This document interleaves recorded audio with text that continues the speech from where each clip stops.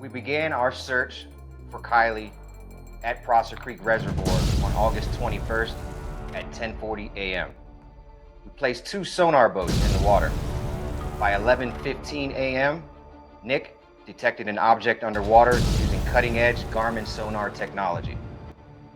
I was able to then confirm that it was in fact a vehicle in roughly 14 feet of water.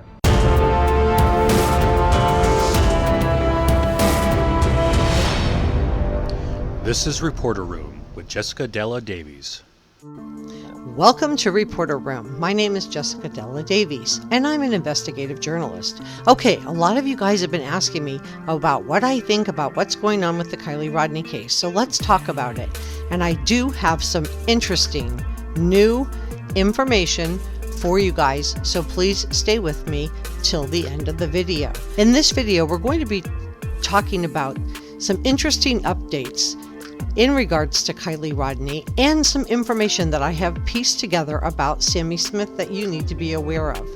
I've been reading through all of your comments and learning more about everything that you guys are thinking, and I think that doing the pieces of the puzzle that we've been working on together has really helped us towards solving the Keily Rodni case, because if we can understand the why, then we can understand the who. So please stay with me, because I do have some important things to share with you. And everything I'm sharing with you today is my opinion, and opinions are not facts. So please don't send any negativity to anyone. Let's be kind and good to each other. This video is for educational and entertainment purposes only. Please subscribe, hit the notification bell so you don't miss a live stream or a new video, and give this video a thumbs up so I know you were here. Let's get started.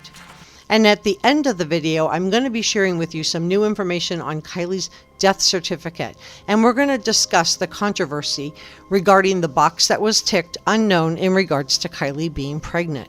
So please stay with me. So if you're not aware, the Nevada County Sheriff's Office released a statement that they were not going to be sharing any information about Kylie's cause of death or final toxicology until November, which really doesn't make a lot of sense considering that toxicology takes around 6 weeks. So we should have had it back by now. We also know that they know what the manner of death is because Kylie has been cremated. So they are just waiting for that toxicology report to make their case. But they should have it by now. So what is going on with that? And in reading some of your comments, I noticed that some of you guys think that the reason law enforcement pushed the release date of her death out to November 1st is that they're hoping that another big case comes along, new shiny object, and we will all be distracted by it and abandon the Kylie Rodni case. Then they can just sneak out the information and nobody will notice. However, I don't think that's what's going on here. If you haven't seen my video on solving the case, you will want to see this next, because we collectively do a deep dive into the Kylie Rodni case and have put a lot of pieces of the puzzle together. I will link it for you in the description below.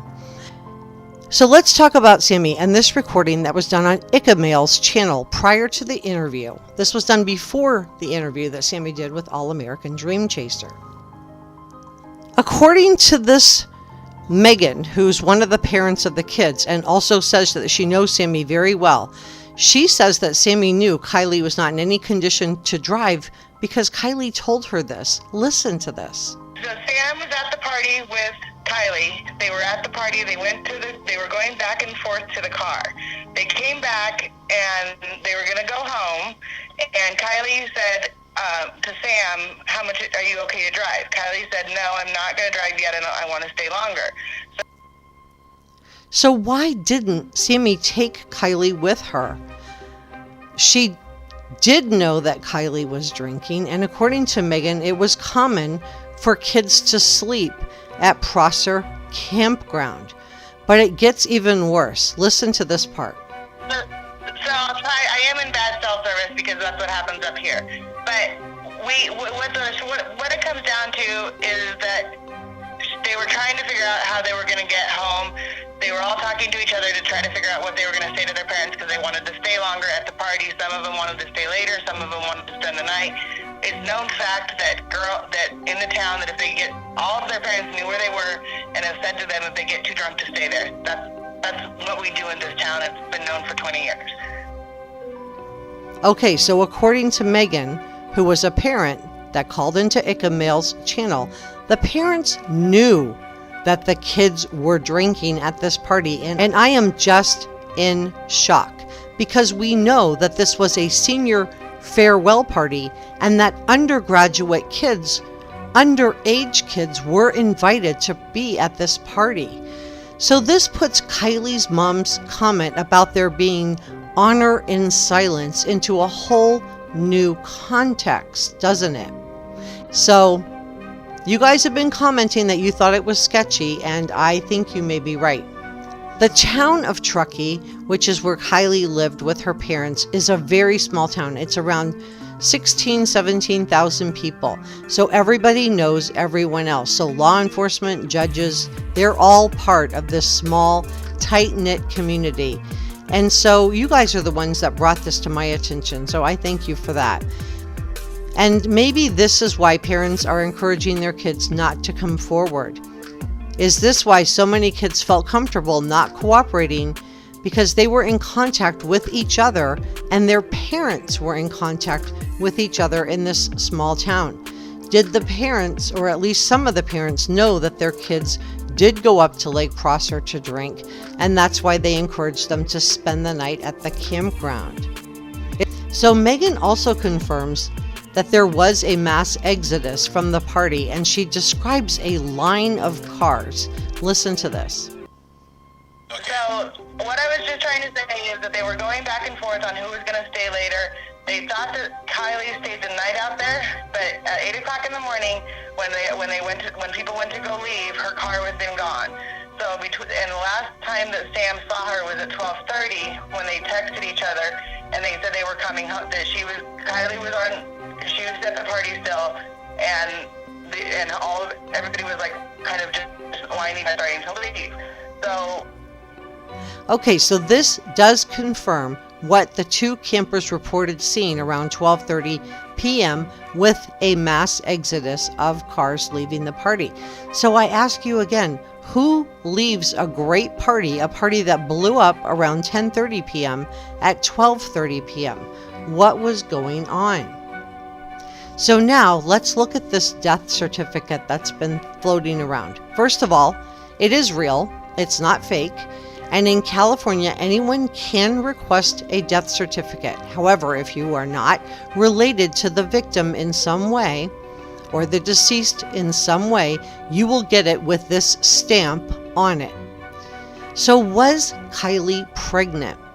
The death certificate shows that the box is ticked as unknown.